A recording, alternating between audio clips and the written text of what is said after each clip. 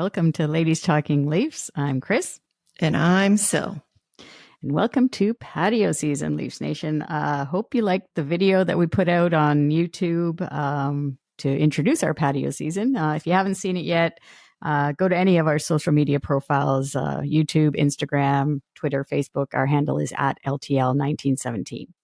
So we're starting off the show today with a couple of NHL news items. So a quick note that the NHL upped the salary cap for next season by a whole $1 million. Woohoo! Yay. Yeah. So for the upcoming season, the cap will be $83.5 million. The other item that got a lot of attention was the NHL announcing that they will no longer have pregame themed jerseys, which is really unfortunate. Yeah. I mean, for me, I think the only real comment I have is I think Steven Stamkos said it best. He said it was 98% or 99% of the other players that wore the jersey and enjoyed wearing it and were proud wearing it. Whatever that jersey was, whether it be Pride, the military night, cancer nights. That's what Steven Stamkos said. And he said, which I totally agree with. He understands like the part of it where there's the controversy. That's what gets the clicks and that's what gets the views. But the word distraction gets thrown around. I don't think he said he doesn't think it's hard, he doesn't think it had to be a distraction. It could have been a non-issue while focusing on the good that's coming out of those nights. So I think that's mainly 100%. I agree with that. And there's a lot of groups that, this is a way to amplify a lot of different groups and focusing on, like the 1% of people that don't want to participate. I don't know that you shouldn't be catering to those people because the greater good is now suffering. So, like the NHL and the NHLPA also, let's not forget, shouldn't be kowtowing to those players. If those players don't want to participate, then, don't participate. Just focus on all the other people that are, promoting and amplifying these causes and welcoming, all these different groups to the game, because now all of the, the extra funds that are raised to support these causes are not going to be available. So, I mean, I still think that teams can do, their own things away from these organized nights. They're still gonna have. It's going to be incumbent on the teams to do that going forward. The Leafs, for example, they always participate in the Pride Parade. They go to various different hospitals for things. It's anyways. Unfortunate is not even a strong enough term. So it's sad to see that this is happening. Yeah, they're still going to do the jerseys, I guess. It's just the fact that they're not going to wear them during the warm-up. Right. But still, I mean, I don't know.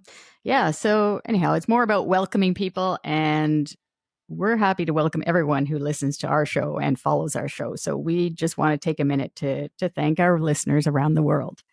Yeah, so we've grown a lot since 2019, and it's great to see that we have listeners in countries like France, the UK, India, Japan. They're day oneers, and New Zealand, in addition to many other countries. So we just want to say thank you to everyone who listens to us throughout the globe. It's just fantastic, and it's a testament to the spread and the how popular Leafs Nation is throughout the world. So we thank you so much for listening, and we just wanted to give you a shout out to let you know that we see you and we are so grateful to you. So now it's time to get into the show, and we're going to have a little bit of talk about the news of the new Women's Hockey League that will start up in January 2024. And then with so much Leaf content coming out from the draft and free agency, we want to get into that in our third period segment. And we've invited our Ladies Talkin Leafs insider, Mike Augello, to do that with us. So without any further ado, let's talk Leafs. All right. So huge news for the women's hockey as it was announced that a new league is going to start up in January 2024. It's going to end the feud that's been going on for quite some time, apparently, between the Professional Women's Hockey Players Association and the Premier Hockey Federation. Yes, so the new league is going to be run by the Mark Walter Group and the Billie Jean King Enterprises, and is going to have 6 teams. So the fact that Billie Jean King is involved, that's actually a huge, huge, huge thing. They and the Mark Walter Group, they had a stake in the Professional Women's Hockey Players Association before, and now that they've got also a stake in the Premier Hockey Foundation. That's a really big deal. Billie Jean King is basically an activist and has been working for gender equality since we were born, Chris. And I don't know, you may remember tennis. Her tennis match against Bobby Riggs. That was a huge, huge, big deal with her beating him in the Battle of the Sexes back in the 70s. And the fact that her name is behind this, it gives this new partnership instant credibility and is going to do a lot for the women's game. Yeah, I think it's going to do a lot. I mean, there was some, comments that I heard about how there were some contracts that were signed with the Premier Hockey Federation for next season, and that those are now void with this new league taking over. And it puts a lot of those players in a difficult spot. And the fact that it's 6 teams, we don't know where the 6 teams are going to be, but I guess the opportunity there, it's going to be smaller number of, let's say, players, women's hockey players, but still I think it's going to be good because it's going to give them, it's going to be one league to have a focus on, and you're going to see more of the stars shine. And I think that's what you need before growing the women's game even more with more players. I think they need to focus on the stars. Yeah, you got to start somewhere, and hopefully this will be the push that will help the NHL decide to finally put their stamp on this and get involved as well. And, it can only go up from here. So there's going to be more and more opportunity for women to play on a high level, and that's the main thing. Yeah. All right. So definitely a big move for the women's game. And from what a lot of current and former players are saying, it will change the future of the game for the better, which we obviously agree. So now we're going to talk about some big moves made by the Leafs in our third period segment with our Ladies Talkin Leafs insider, Mike Augello. Okay, so for our third period segment, we want to welcome to the show our Ladies Talkin Leafs insider, Mike Augello.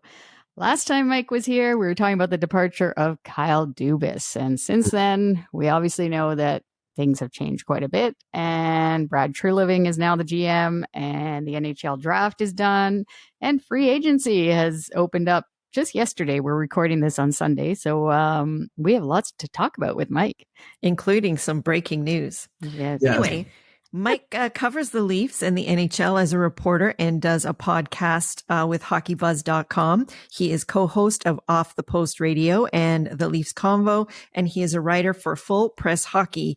Mike also covers the Buffalo Sabres as a lead writer for with Buffalo Hockey Now. So, as always, thanks for coming on the show, Mike.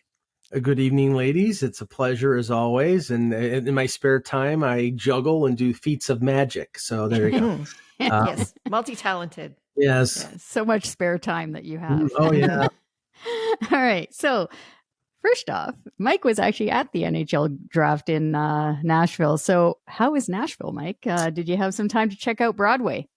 I did. Yeah. I went to the world famous Tootsie's and went to a couple of other establishments near on Broadway.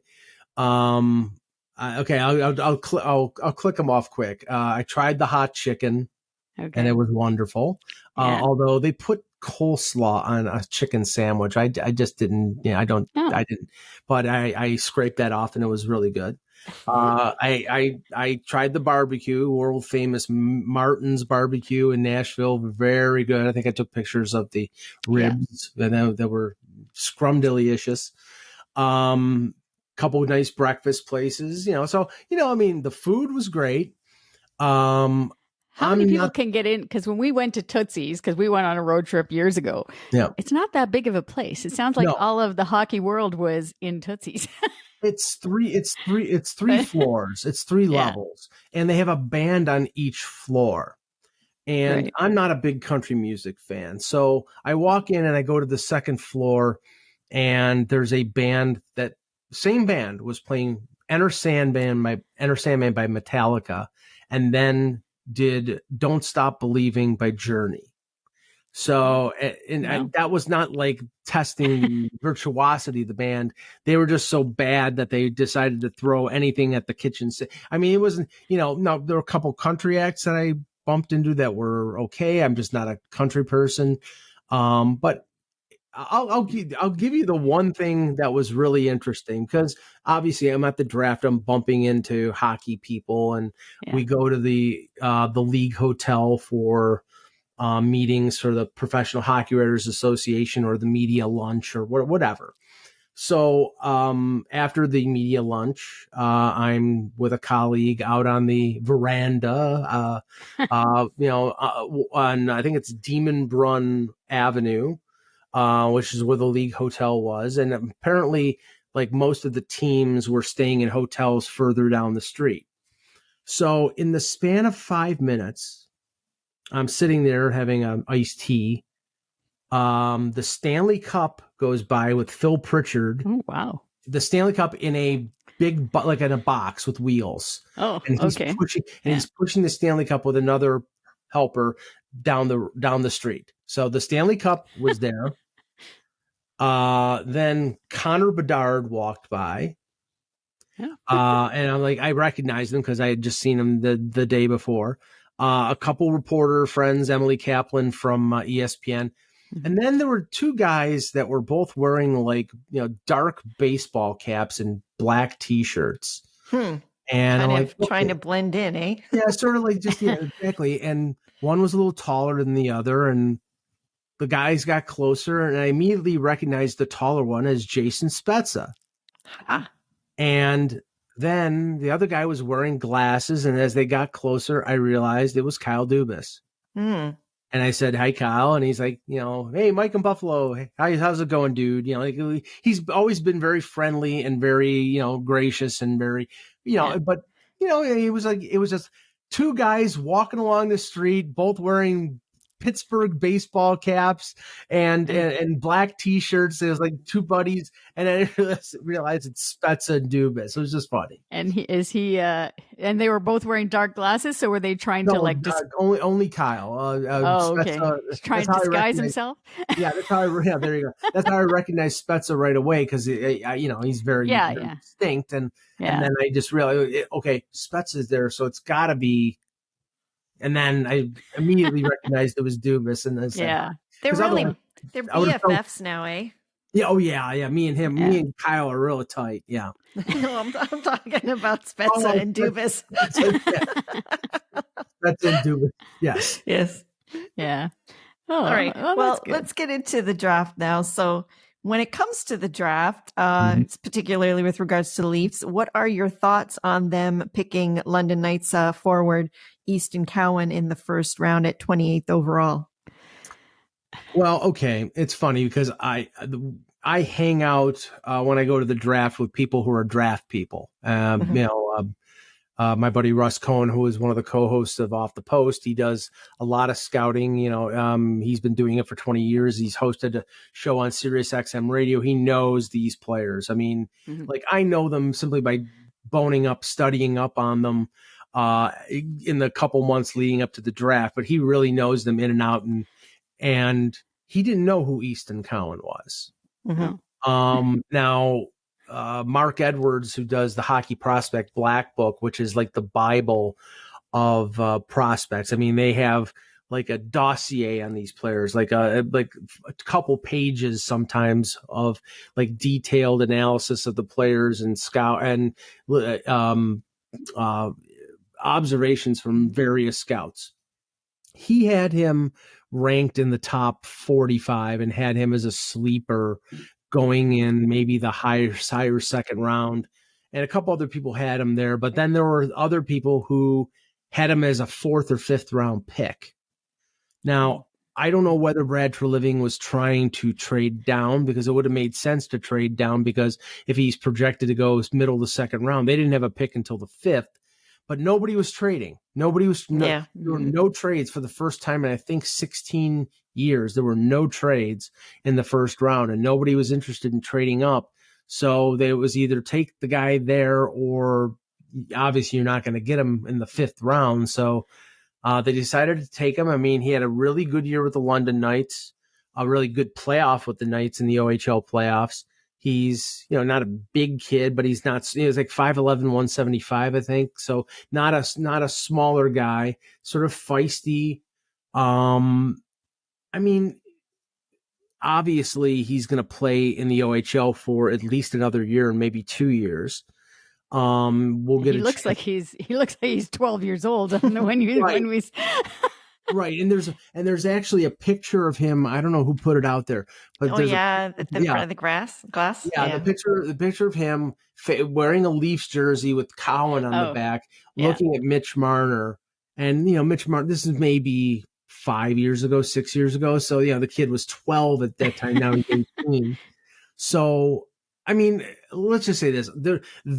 Again, I'm no draft expert. There were players that were on the board at 28 that I was like, wow, the Leafs could get Andrew Cristall, or they could get Gavin Brindley. And they passed on both of those guys. And both those guys are smaller guys, but they passed on them to go with Cowan. We won't know whether that was the right decision or the wrong decision until 3 or 4 years down the road. Yeah. He seemed like a good kid. He was very excited. He's a Leaf fan. He was very excited to be selected by the Leafs. So I guess we'll see down the line. But I thought that there were players that were projected to go in the middle of the first round that were still on the board that they didn't take, and they took Cowan instead. So we'll see what happens in the next few years. Well, it did look like Treliving was on the phone quite a bit during that, leading up to their pick. And so I do wonder if the person that they were really, angling for in the first round already kind of went off the board. And this guy was somebody that they projected wanting, but didn't think that they were going to be there for them in the 5th round, right? There was some speculation, and I don't know this for sure, so I'm just going to, I'll just put it out there and say I can't prove it, whether this is true or not, that the player that and I know that this player was being mocked to them at 28 for like 3 or 4 mock drafts had them picking Quentin Musty. Yeah, that's who we kind of thought too. That's Sill's pick. Yeah. Yes, I was so disappointed. Who had a big year with Sudbury. He's a kid from Hamburg, New York. He was number 1 in the OHL draft. Big kid, 6'2". There was a lot of talk that they were in on him. Now I don't know if they were trying to trade up, or maybe after he came off the board, they said, okay, this guy is gone, so we can trade down. Neither thing worked, and they ended up with Cowan. Like I said, I'm not saying I know this guy is going to be a bust, or I know that, some people said he was a reach. Some people said that was a sleeper pick and a good pick. We're not going to know who's right and who's wrong for 2 or 3 years at least. What did you think of Wes Clark doing the announcement? I guess some people were saying that it's like Treliving was kind of putting himself away from the pick because in reality, he wasn't a part of the whole process all year. Like it was like for the scouts and for scouting these kids. So he asked Wes Clark to make the pick so that if it ends up not working out, that Wes Clark's face is attached to it as the pick, not Treliving. I don't know. I don't know if we're reading too much into that. Yeah, okay. Maybe we are, but I mean, we know that Treliving was not allowed on the floor until after Calgary made their pick, which is just an absolute joke. I mean, I would like to rip the Flames organization for that. But, if he had internal knowledge of who they were going to take in the first round, and that was what the Leafs, the hoop that the Leafs had to jump through to get Treliving, then I guess you have to live with it. But I just think it's an absolute joke that Kyle Dubas was able to take complete, have complete access and everything, and do everything that the Pittsburgh Penguins wanted him to do when he had intimate knowledge of the Leafs picks. But when it came to Treliving, he had to stay off the floor. He may have been trying to make a trade. I know that we as the media talked to Wes Clark after the fact.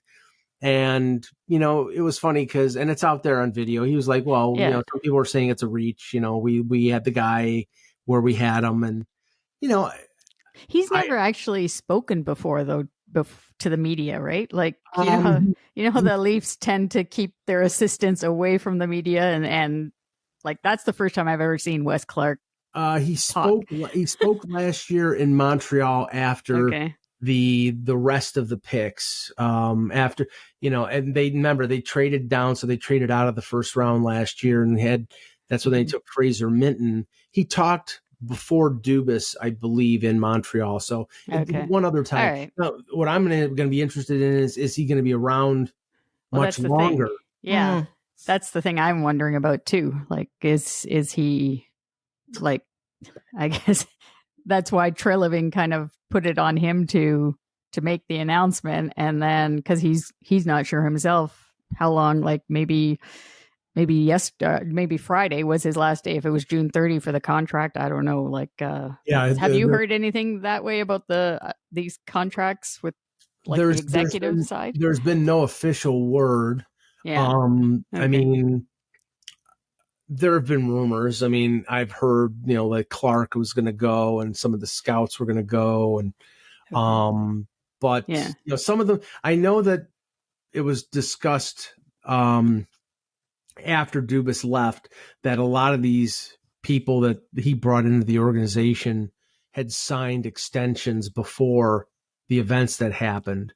And, they may be locked in on deals. Now, if it may be a situation where later in the summer, when Treliving finds the people he wants to fill those positions, that he allows those people to go. And then more than likely, you would think Dubas would hire them with the budget that he has with the Fenway Sports Group and the Penguins. I just know that you look at what Dubas did in Pittsburgh, and boy, did he spend a ton of money. And I don't know if it was a lot of good money, but he did spend a ton. Right. Mm-hmm. Yeah. They signed that Tristan Jarry, I guess, too. Yeah, that was a little bit of that one was a little interesting. Yeah. Pens fans don't seem too pleased with that one. Yeah. No, they don't. I think they had visions of maybe trading for Hellebuck or something like that. And if you're going to spend $5.3 million, you want a goaltender who can actually stay healthy. I mean, he's got almost as many health issues as Matt Murray does. Yeah, I saw a lot of people referring to him as glass jaw Jarry. That's what they called him. Glass Jarry. Yeah, there you go. Yeah. Does he have Bell on the side? Yeah, anyway. All right. Well, actually, we're into free agency. Let's move on to free agency now. Something a little bit more exciting. We actually had a bit of breaking news in the last 10 minutes or so, or 15 minutes, with the Leafs signing Tyler Bertuzzi to a 1-year deal. So anyways, I was going to say that the Leafs weren't that active, but in reality, I guess they're getting more active as we go along here. So at the end of the day, they just announced that signing with Tyler Bertuzzi for a 1-year deal at $5.5 million. And there's a no move clause, I guess we read on that as well. And then they signed defenseman John Klingberg on a 1-year deal. Mm-hmm. And they also signed forward Ryan Reeves, which for the 3-year deal, which we'll get our thoughts on that. But what are your thoughts on the signings? I guess I don't know if you want to start with Ryan Reeves, or the top one is Tyler Bertuzzi. Yeah, let's start chronologically. So it was hilarious that I saw the reaction of the Reeves contract. What are they doing giving this guy 3 years? And I'm like, the term is meaningless. He's a 35-plus contract. So if he decides he's going to retire, the money just drops off. It's no big deal. Also, if he slows down, if he's not playing well and he wants to continue his career, and they say, okay, we're going to put you on waivers and we're going to send you down to the Marlies, most of that $1.35 million comes off the cap. So I think it's $1.125 million. if you bury a player, that's how much comes off the cap. So, they would take a hit of probably around $200,000. That's nothing. Yeah, because it was $1.35 million was the deal. Right. Yeah. Right. Yeah. So, I mean, I think what people are more disturbed about is the direction that Reeves sort of focuses you in on. And I knew that when Treliving came in as a general manager, that the Leafs were going to get more physical, because that's the type of team that he had in Calgary. I mean, he traded James Neal for Milan Lucic. He brought in Nikita Zadorov, the big Russian defenseman. He brought in Gabranson and Tanev, and so he likes physicality. He brought physical players in. I think this team needs some physicality. So my issue was, and it's always been, and now of course what they did in the last 15 minutes changes a little bit. My contention was physicality is great, but you need it in the top six. And Ryan Reeves is going to play. He even said in his Zoom call today, I'm going to play 6 minutes a night, but it's a 6 minutes that you're going to know where he is on the ice, because he'll lay you out. He'll lay anybody out, and then he'll fight anybody. So is that a good player to have? Sure. But in a lot of the places he's been over the last few years, his ice time has sort of tailed off, and, he's been sort of marginalized as a one-dimensional thing. And, I don't know how much of an impact he's going to have on the ice, but a lot of people thought that was the first sign of what Treliving was trying to do, which was bring in physicality. Yeah. Now, Klingberg is the exact opposite of that, because he's I heard a lot of people, when you talk about Klingberg, I heard a lot of people saying, why didn't they just sign Gustafsson? Eric Gustafsson went to the Rangers for $800,000 or something like that. They said that they're basically the same player, but I thought Klingberg, it was only last season, I guess, after he got traded from Dallas, that he wasn't that productive, I guess, when it came to that. But Anaheim is crap, and Minnesota, I don't know. Maybe it just. He had a very good career in Dallas. Now, he was very important for that team making the Stanley Cup final in the bubble. I know, because I had him on a fantasy hockey playoff fantasy hockey pool, and he did score a lot. And that's the thing. He is a really good offensive defenseman. He's got a big shot from the point. I contend that he's going to be the point guy on the power play, because I love Morgan Rielly, and Morgan Rielly is a really good player, but the one thing he doesn't have is a shot from the point. He's a distributor of the puck. Klingberg can blast it. He can blast it as a one-timer. You have to be fearful of that shot if you're the opposition goaltender.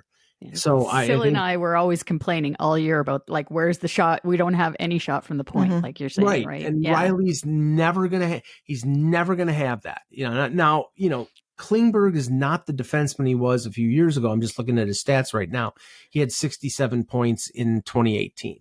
He's 30 years old. Last year, Anaheim signed him on a 1-year deal for, I think, $7 million, because they were thinking he's going to put up big numbers and then we can flip him at the deadline. And he put okay numbers up, and they got almost next to nothing for him. I think they got a 4th-round pick for him. He's a right shot defenseman. That's the reason why they didn't sign Gustafsson. How many more lefties can you have on this team? Okay. Yeah.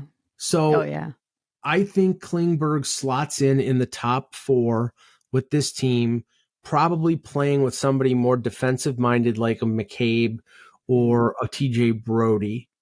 That as a second pair is not bad. Now then, your top pairing could be, Riley and Brody, Riley and Timothy Liljegren.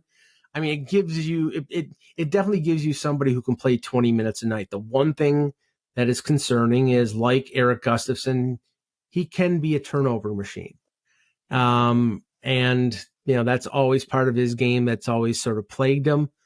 So those who thought that you got off light with Justin Hall leaving, and we'll talk about that in a minute, Klingberg will give him a run for his money in terms of turnovers. Yeah, and I think it's still a work in progress with the D. Anyways, I think Treliving, because I mean we needed more production from the back end, like you're saying, right? We have absolutely that's 100% the reason that they got him, because that's one thing that we had really a lot of trouble with in the playoffs in particular is generating any offense from the D on out. So I'm pretty sure that that's why they got him. Yeah. And what about this new signing that we just heard about, Tyler Bertuzzi? Oh my God. I'm like, everybody's saying here on Twitter, as I'm looking at it here too, is he's basically the better replacement for Michael Bunting. My Scarborough guy is leaving us, or has left us. So, I was actually quite surprised. I don't know. Are you surprised that they got I know it's only 1 year, but well, the chatter had been out there that they were in on Bertuzzi for the last 48 hours. Elliot Friedman and Pierre LeBrun and a few others have been reporting that. So I'm not stunned, but what I'm stunned at is the 1 year. Now, my suspicion was, and I'm sticking to it because why not? If they signed Tyler Bertuzzi, that was a sign that William Nylander was gone, because now that was on the theory that they would be signing Bertuzzi to a 6 or 7 year deal. Does that mean that things change now? It's a 1 year deal. Well, this could be a deal with an arrangement, meaning, okay, we signed you to a 1 year deal. On January 1st, you are eligible to sign an 8 year extension. See what it's like in Toronto. If you like it, you like playing with Matthews or playing with Tavares, we can talk contract and sign an 8 year extension at that point. I mean, he's, I think, 28 years old, so 8 might be a little long. There maybe 6 or 7, but it could be sort of like a, feel your way type of deal. But everything they heard in Nashville was that William Nylander on a new deal, if you expect him to take a hometown discount, you are sorely mistaken. Everything that I heard from people was that he's asking for 9+, like 9.5. Yeah. And I'm sorry, if I'm a general manager, there's no way in hell I'm paying William Nylander, as talented as he is, I'm paying him $9.5 million on an 8 year deal. No way. Now I've been labeled as being anti-Nylander. Well, no, I'm an observer of this guy since he got drafted in 2014. I saw him get benched by Sheldon Keefe in a Calder Cup playoff because he was just lollygagging. And of course, the next game he scores a hat trick. He's got more talent than probably anybody on this team. He just doesn't do it every night. And when you're paying somebody $9.5 million, you need them to show up every night or most nights. And last year he came the closest to doing that, but I still don't trust him as somebody who will. And he's just a soft player. He's not going to be somebody who goes into the corners. But I still think that out of all those 3 guys, if you're looking at him and Austin and Mitch, he's the one that shows up consistently in the playoffs more than the other 2. He did against Montreal. He did against Tampa this year. Against Tampa last year, not really. If you remember I'm not going to go into the corner, and then and sort of like letting up instead of battling for the puck. And then the previous years he wasn't good in the playoffs. So he's had compared to Matthews and Marner, who had not shown up for I think 2 or 3 years straight, and then had a good first round this year. He'd been better, but we're holding them to a very low standard when it comes to showing up in the playoffs. Yeah. I mean, except Mitch didn't really have a good playoff this season. He had a good first round against Tampa, and then he was a no-show against Florida. Yeah. No. And, but yeah, I don't know about, but I'm not sure. I'm not sure how, okay. I mean, it's so fresh here that this happened. I mean, is this a move that is being made? Okay, we're going to keep the gang together for 1 more year, and we just added a difference maker to that top 6. Yeah. Is that the move here, or is this we're signing him and we're moving somebody else out? Like if I had to guess, that's where I think this is going, because I just can't imagine Brad Treliving going into the season with Nylander, knowing that they can't reach his price and not have him locked up, and then risk him walking away in free agency next summer. And yeah, you can get something at the deadline, but if you're in a playoff race, you're going to trade a guy who's a top 6 forward? No, you're not. Either you trade him now and get the return that you get, similar to what Winnipeg got for Pierre-Luc Dubois, which was 3 NHL players. Either you do that now, or you're just going to let him walk. And I just can't. That would be unconscionable to let him walk. Yeah. Well, my thinking is that he's obviously going to give himself a deadline to do that. I mean, July 1st doesn't have to be the day that you do that. So, but maybe he gives himself, training camp. If things aren't locked up before training camp starts and it's not looking good, knowing the history that we've already had with Nylander holding out. And they said too that they need Matthews has to sign or should sign first. They said, right? Like they've been saying, and they expect Matthews to get signed at some point during the summer. But the thing is, really, you've got about 2 weeks, because all these teams are going to be moving pieces around the board in terms of like filling their holes. And after about 2 weeks, the cap situation with most teams are locked in, and they've already sort of filled their shopping list. So not to say that they can't make room for a William Nylander, but I think right now in the next 2 weeks, you have the opportunity to get a return, like to make a hockey deal. And after that, then it's going to pick prospect and first round, or player prospect and first round pick. And I don't know about that though, because there's some teams though that I think that aren't very active right now because they're really at the cap, and maybe they're not willing to make a move for, the fringe slim pickings that there is right now. But if there's somebody like a Nylander that is available, maybe that's enough for a team that has not been active, who actually has some decent assets to make a move, who thinks that they can make a real good hockey deal that would benefit both teams. Well, I was talking to a former Islander, a blogger for one of the websites I write for. And like he was like sign me up, because he's a first round pick and Oliver Wahlstrom and this for Nylander. I'm good. And it's like, okay, fine, deal. I wish we were in, because that's the type of deal where Wahlstrom is a cheap player and a first round pick you can turn into something. I mean, those deals are out there. Kevin Fiala, who is basically around the equal of Nylander in terms of offense, was traded from Minnesota to Los Angeles around this time last year, and then signed to an extension by the Kings.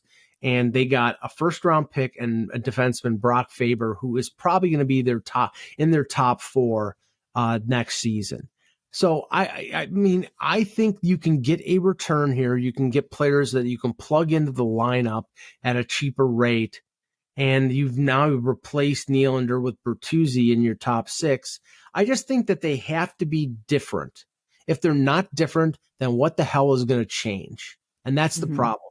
No, they have not changed that core for all this time, and you've won 1 round. And that's unacceptable. Well, what if they make more, like a bigger difference on D, for example? Well, I'd like to see how they do it. That's for problem. Like one person that could go out, it would be like somebody like Brody. Like I know that we have heard that Treliving wanted to trade him before, had tried to trade him before, also didn't sign him to a free agent deal in Calgary.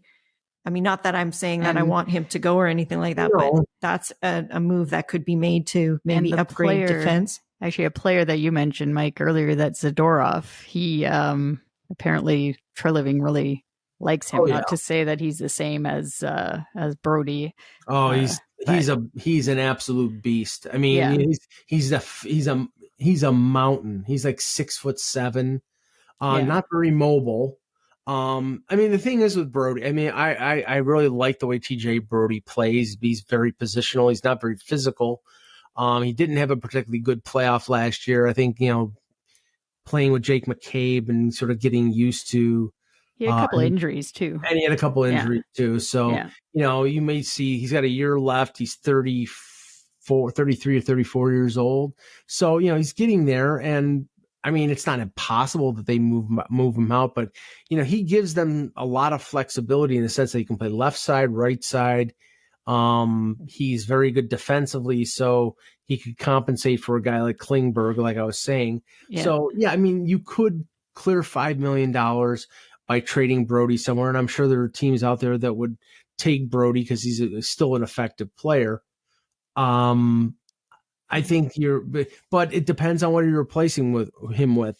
I mean, Zadorov is more of a sort of, I don't think bottom pairing, but he's more of a 4, and he can get exposed by playing too much. And I mean, I'm all for getting more physical. I mean, if you're going to trade TJ Brody out and then you're going to go sign Matt Dumba, fine. Because Matt Dumba is a right-hand shot. He's a physical defenseman, and I think he's 28.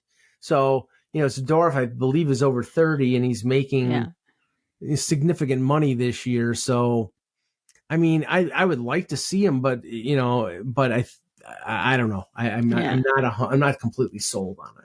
Okay, well, this sort of leads into a little bit of, obviously we're talking about holes that need to be filled and what needs to be done to make this team different.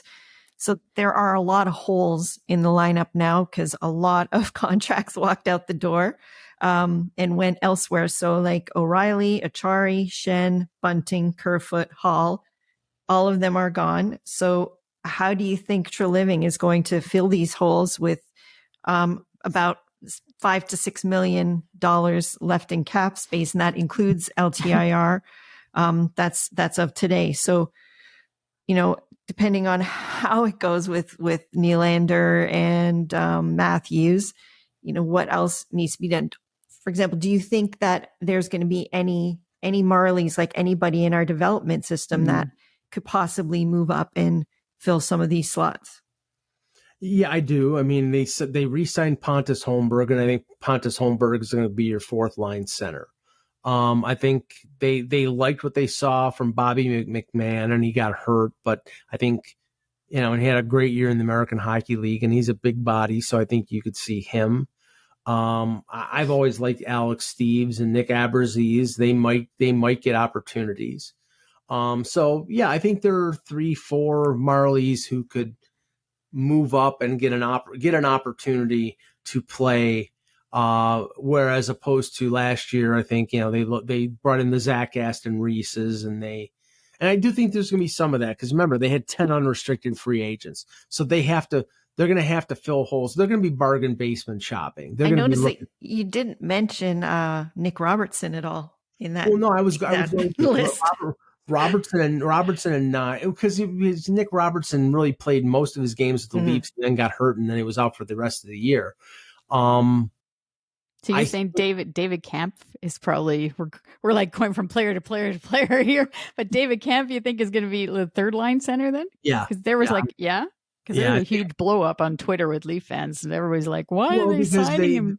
They got a taste of having Ryan O'Reilly as their third line center, and it's a drop down from Ryan O'Reilly to David Kampf, but David Kampf was their third line center for 2 years until they got Ryan O'Reilly. So and he actually played like third and fourth last year more, and I think he was better when he played third line minutes than fourth line minutes. Yeah, I don't think he's a fourth liner. Fourth liner, you want more of an energy guy, and Kampf is more of a, he's a good defensive center, a good faceoff guy, a good penalty killer. The contract that they signed him to was not out of line, so that was a good deal. I mean, if you take it position by position, I mean, it's going to be Matthews, Tavares, Kampf, and Holmberg probably up the middle, unless they add somebody in free agency. Now that they bring in Bertuzzi, and this is as it currently stands right now, because like I said, I there's a possibility that they trade Nylander, depending on whether there is a deal there for Bertuzzi, like halfway through the year, and we're not going to know that until January probably. But right now on the left side, you've probably got Bertuzzi as your number one, Kalle Järnkrok as your number two. Matthew Nyes is your number three, and then it could be one of a number of players, fourth line. And up the middle, like I said, Matthews, Tavares, Kempf, and Holmberg. On the right side, currently it's Nylander, Marner, Sam Lafferty, and then Ryan Reeves. Now, I think there's a lot of room there to add and an upgrade. Nick Robertson could be that. Now, Nick Robertson's not a fourth line guy. He's got to play higher in a lineup. But the problem is he's got to prove he can stay healthy. Mm-hmm. And that's one thing he hasn't proved. Matthew Nyes could step up in the top six, but I don't think they're going to put that kind of pressure on him right away. So if you put him on the third line, even though he doesn't fit in a checking role with David Kampf, maybe Yarncroke plays the third line and Nyes plays with Tavares or Matthews. That's possible. Right. All right. Yeah. And you were saying earlier, so you're I don't know if you really did you like Kerfoot, Alex Kerfoot, or as a player? Or I know Justin Hull was. Well, okay. I'll go through it this way. I took it personally regarding Alex Kerfoot getting criticized because he was criticized for the salary, not for the player that he was. He's criticized because he was making $3.5 million. Yeah, but the other thing though too, Mike, is that he was basically supposed to be the replacement for Nazem Kadri, right? My buddy Nazem. He wasn't. He was. No, as a center. He was not. No, because Alex Kerfoot didn't get suspended three times in the playoffs. He's not that stupid. Honestly. It's revisionist history. Nazem Kadri had to be traded away from this organization because they could not allow him to stick a knife in the back of the organization like he did twice. He cost them 2 series. If he didn't get suspended, they would have won. Then how did he end up being so great with Colorado then? Then he went to Stanley Cup. Because he was the second line center there. That's why. He wasn't going to, as soon as they got JT, there was no space. No spot that for I him. know. Right. Yes. Yeah. Nazem Kadri is not a third line. But I think Kerfoot. I think Kerfoot though was like a lot of fans. I think have that Nazem Kadri thing in it. Like I know Tyson Barrie was really supposed to be. Tyson Barrie was screwed by Mike Babcock. Because, remember that was the first trade that Kyle Dubas made. Mike Babcock was, as usual, was trying to be the 800-pound gorilla, and he was going to impose his will like he did with sitting Frankie Corrado or begging Lou Lamoriello to trade for Thomas Plekanec or Brian Boyle. Dubas makes this trade, and what does he do? He makes one of the best power play defensemen in the NHL try to be a two-way guy. That's the Machiavellian crap that Mike Babcock pulled in his years in Toronto is something that somebody should write a book about, because it's, not only that's the stuff that he did with Mitch Marner, but all the stuff that he did, and then of course he milked every last dollar out of MLSE before he got his contract with Columbus. Yeah. And you tell him a little bitter. But I'll just say this. It's like, I think that, right now, the whole Kadri thing, and this is just going back, he could not be allowed to stay on this team. After what he did 2 years in a row, he could not be allowed. Now, the funny thing is the deal that he rejected was a deal with Calgary to get TJ Brody. And he rejected it because he wouldn't go to Calgary. And then 5 years later, where does he end up? In Calgary. Yeah. Why? Because they paid him the most money. That's why. Yeah. Yeah. And Justin Hull, your friend Justin Hull. Here's the common thread of all the players that left, other than Ryan O'Reilly. And there's a whole story about Ryan O'Reilly that's going around that I don't know. Yes. We can talk about that if you want. But other than Ryan O'Reilly, every player that the Leafs had got dramatically overpaid from what I thought they were going to get.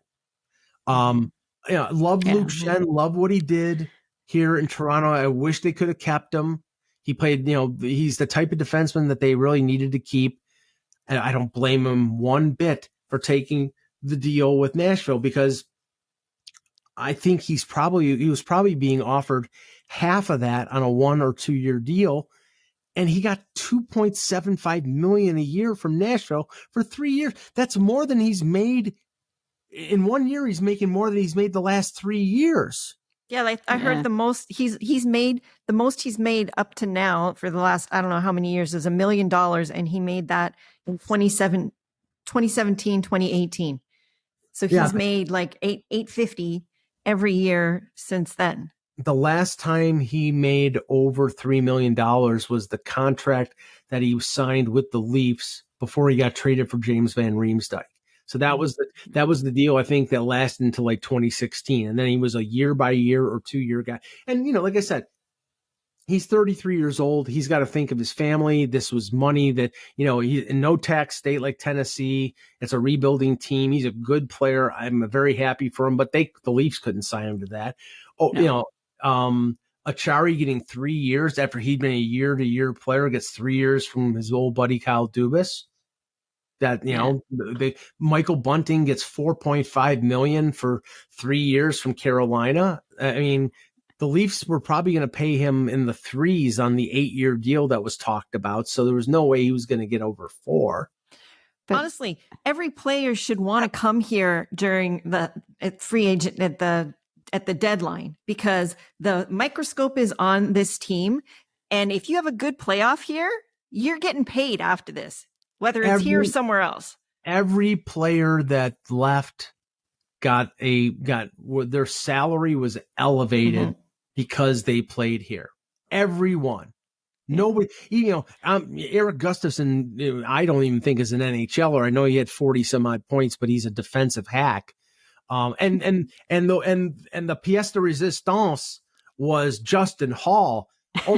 Oh my God. I think Steve Yzerman had a stroke because, I was shocked at that. I'm like, I consider him like a really smart man, but even he got snowed. I was like 3.4 million. Did he get 3.4 million for 3 years? 3 years. Yeah. It's a 3 year. No, 3.4 million a year. I'm like, I'm in an alternate universe and somebody put psychedelic mushrooms on my pizza, because to think that Justin Hall got 3.4 million for being an absolute hack as a defenseman. I mean, so bad that they had to bench him. Even the coach that loved him with the love of with the heat of 1,000 suns.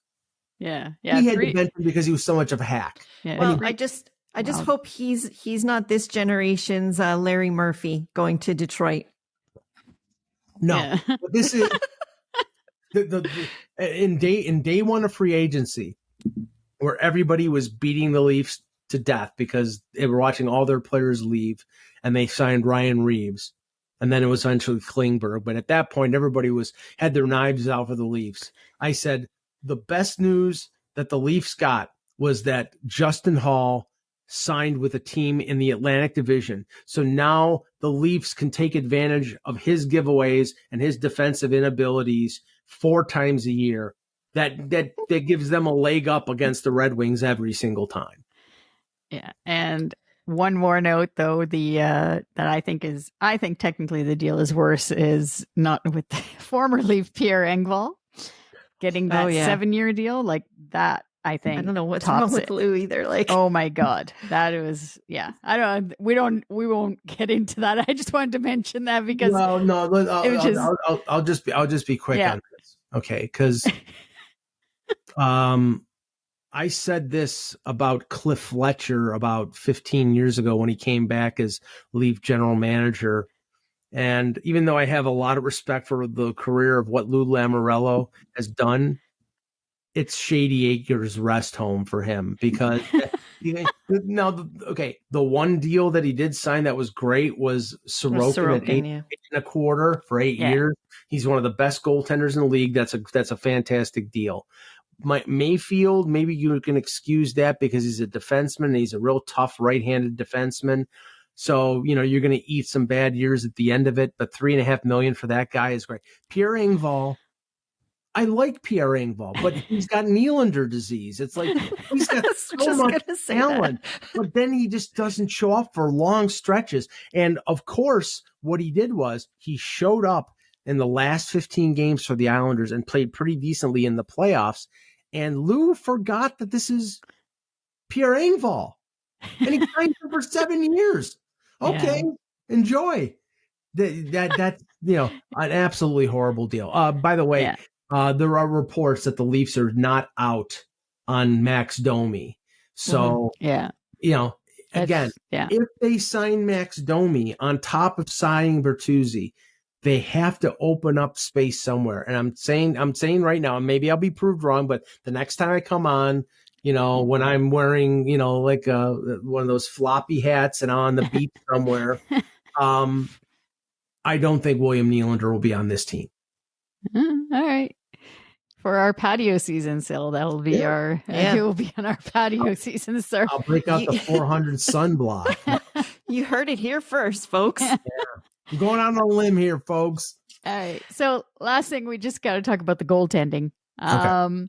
So Eric Källgren is gone to New Jersey. Okay. So he got a deal there.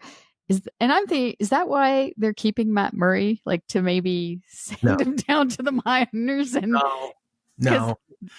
It's fairly simple, and it's funny because I'm at the draft. I'm around the table when Brad Treliving is there, and I record all the audio on my phone because it transcribes.